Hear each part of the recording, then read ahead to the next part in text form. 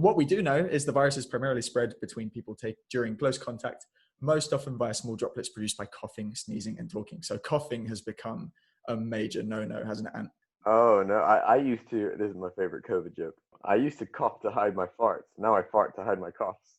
That never gets old. And it's true. I mean, coughing has basically become a form of GBH. You can be arrested for it if you cough Oh at mate, someone. the other day I was at a restaurant with my dad, and he's not ill or anything. But you know when you just have something stuck in your throat, it's not even like a cough. You're just like, clear your throat a bit.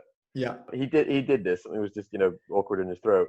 And you should have seen the look on the waiter's face. It was like he just dropped his pants in the middle of the room. He was shocked.